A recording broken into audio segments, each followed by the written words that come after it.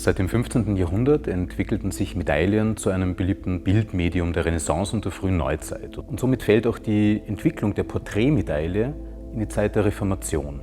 Eine Zeit, die von den Konflikten zwischen Katholiken und Protestanten um die neue lutherische Lehre bestimmt wurde.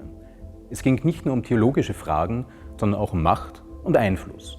Die Auseinandersetzungen wurden von beiden Streitparteien oft untergriffig geführt und natürlich war auch vor allem der Papst ein beliebtes Ziel protestantischer Kritik.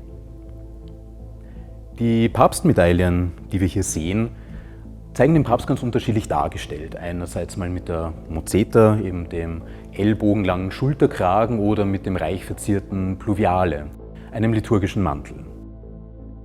Am Kopf ist das Haupthaar zu einer Tonsur geschnitten, diesem markanten Haarkranz, eben eine geistliche Frisur. Hier aber trägt er dann eine Kopfbedeckung, den Camauro, eine rote Samtmütze. Und dann ist der Papst natürlich auch mit der Tiara dargestellt. Die Tiara, eine dreistufige Krone, steht für die dreifache Macht des Papstes als oberster Priester, Lehrer und Hirte der katholischen Kirche. Und seit dem Mittelalter symbolisiert sie sowohl die geistliche als auch die weltliche Autorität. Doch in der Reformation geriet genau diese Autorität massiv unter Beschuss. Antikatholische Propaganda und höhnischer Spott verbreiteten sich nicht nur durch Wort und Bild, nicht nur auf polemischen Flugblättern, sondern auch auf Medaillen. Und was wir hier sehen, wirkt auf den ersten Blick wie eine ganz klassische Porträtmedaille. Auf der einen Seite der Papst, erkenntlich an der Tiara, und auf der anderen Seite ein Kardinal, wie am Galero, dem Kardinalshut, zu erkennen ist. Beides typische und klassische Kopfbedeckungen der hohen Geistlichkeit. Doch die Besonderheit bzw. fast der Witz dieser sogenannten Kehrmedaille liegt in der Drehung.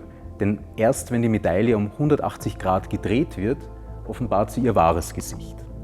Aus dem Gesicht des Papstes wächst plötzlich aus dem Kinn, wo man eigentlich den Hals erwarten würde, ein Fratzengesicht mit Spitzohr und Horn.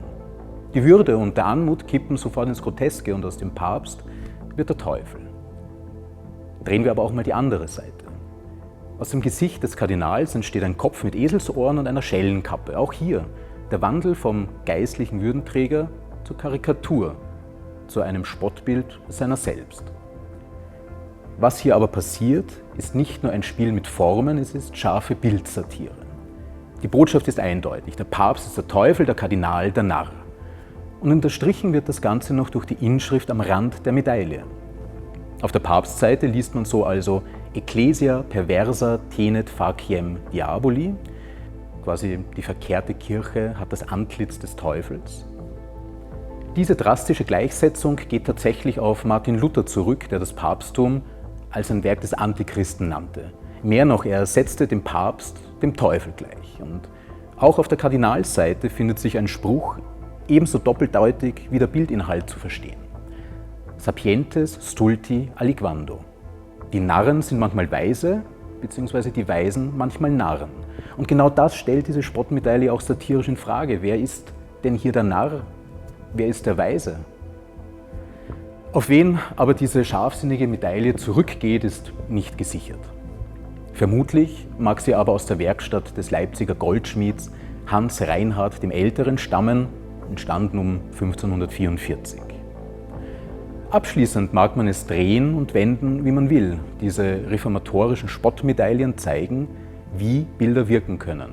Sie sind wichtige Träger von politischer und religiöser Botschaft mit Ironie und Bildwitz und gelten damit auch als Vorläufer der späteren satirischen Medaillen des 17. und 20. Jahrhunderts.